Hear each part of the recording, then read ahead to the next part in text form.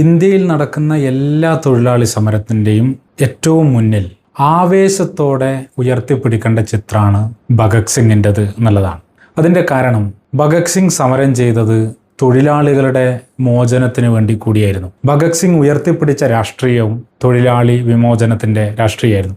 1929 April മാസം 8-ാം തീയതിയാണ് British ഇന്ത്യയിലെ അസംബ്ലിയിലേക്ക് ഭഗത് സിംഗും കൂട്ടരും പ്രതിഷേധം നടത്തുന്നതും വലിയ ശബ്ദത്തിൽ പൊട്ടിത്തെറിക്കുന്ന പടക്കം വലിച്ചെറിഞ്ഞ് അവിടെ അറസ്റ്റ് വരികയും ചെയ്യുന്നത്. അന്ന് ആ അസംബ്ലിക്കകത്ത് ഇൻകുലാബ് സിന്ദാബാദ് മുദ്രാവാക്യം മുഴക്കുന്നുണ്ട്. അതിൻ്റെ കൂടെ അവരുടെ കയ്യിലുണ്ടായിരുന്ന ലഘുലേഖ വലിച്ചെറിയുന്നുണ്ട്. ആ ലഘുലേഖയിലാണ് തങ്ങളുടെ രാഷ്ട്രീയം എന്താണ്, സമരത്തിൻ്റെ കാരണം എന്താണ് എന്ന് പറയുന്നത്. അത് എഴുതിയത് ഭഗത് സിംഗ് ആണ്.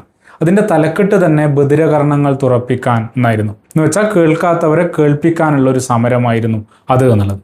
അതിൽ എന്തുകൊണ്ടാണ് അന്നേ ദിവസം തന്നെ സമരം ചെയ്യാനുള്ള കാരണം എന്താണ് എന്നുള്ളതിന് ഭഗത് സിംഗ് പറയുന്ന മറുപടി, ആ ദിവസം അസംബ്ലി ചർച്ച ചെയ്യുന്നത് ബ്രിട്ടീഷ് ഇന്ത്യയിലെ പുതിയ തൊഴിൽ നിയമമായിരുന്നു, ട്രേഡ് ഡിസ്പ്യൂട്ട് ബില്ല്.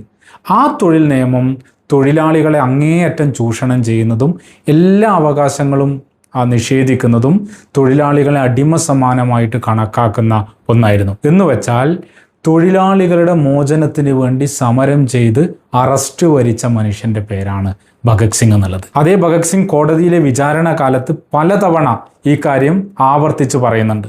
ഒരിക്കൽ ഭഗത് സിംഗ് പറയുന്നത്, തൊഴിലാളികളുടെ അധ്വാനത്തെ ചൂഷണം ചെയ്ത് തടിച്ചു കൊഴുക്കുന്ന ഇത്തിൾ കണ്ണികളായിട്ടുള്ള മുതലാളിത്തത്തിനെതിരായിട്ടുള്ള സമരമാണ് ഞങ്ങൾ നടത്തുന്നത് എന്നൊക്കെ ഭഗത് സിംഗ് പറയുന്നുണ്ട്. തൂക്കിലേറ്റപ്പെടുന്നതിന് ആഴ്ചകൾക്ക് മുമ്പാണ് പഞ്ചാബിൽ വെച്ച് നടന്നിട്ടുള്ള ചെറുപ്പക്കാരായ രാഷ്ട്രീയ പ്രവർത്തകരുടെ ഒരു സമ്മേളനത്തിലേക്ക് ഭഗത് സിംഗ് ഒരു സന്ദേശം അയക്കുന്നത്. To the young political workers എന്നായിരുന്നു അതിൻ്റെ തലക്കെട്ട്. ആ സന്ദേശത്തിൽ ഭഗത് സിംഗ് പറയുന്നുണ്ട്, താൻ വിളിച്ച ഇൻകുലാബ് സിന്ദാബാദ്, വിപ്ലവം ജയിക്കട്ടെ എന്ന മുദ്രാവാക്യത്തിൻ്റെ അർത്ഥം എന്താണ്, എന്താണ് തന്നെ സംബന്ധിച്ചിടത്തോളം വിപ്ലവം എന്നുള്ളത്. ഭഗത് സിംഗ് പറയുന്നത് വിപ്ലവം എന്ന് പറയുന്നത് കേവലമായിട്ടുള്ള അധികാര കൈമാറ്റം മാത്രമൊന്നല്ല, മറിച്ച് ഇന്നാട്ടിലെ തൊഴിലാളികൾക്കും കർഷകർക്കും അധ്വാനിക്കുന്ന മനുഷ്യർക്കും അവകാശങ്ങളോടുകൂടി ജീവിക്കാൻ പറ്റുന്ന ഒരു പുതിയ ലോകത്തിൻ്റെ നിർമ്മിതിയാണ്. അത് സോഷ്യലിസത്തിലൂടെ മാത്രമേ സാധ്യമാകൂ എന്ന് പറഞ്ഞ ആളാണ് ഭഗത് സിംഗ്. അതേ ലേഖനത്തിൽ തന്നെ ഭഗത് സിംഗ് പറയുന്നുണ്ട്, എന്താണ് കോൺഗ്രസിൻ്റെ പരാജയം, തൊഴിലാളികളുടെയും കർഷകരുടെയും വിമോചന മുദ്രാവാക്യത്തെ മുന്നിൽ വെക്കാൻ സാധിക്കാത്തതും അവരെ സംഘടിപ്പിക്കാൻ സാധിക്കാത്തതുമാണ് കോൺഗ്രസിൻ്റെ പരാജയം എന്ന് ഭഗത് സിംഗ് പറയുന്നുണ്ട്. വർഗീയതക്കെതിരായിട്ടുള്ള സമരത്തിൽ തൊഴിലാളികളുടെ രാഷ്ട്രീയമാണ് മറുമരുന്ന് എന്ന് ഭഗത് സിംഗ് ലേഖനം എഴുതിയിട്ടുണ്ട്.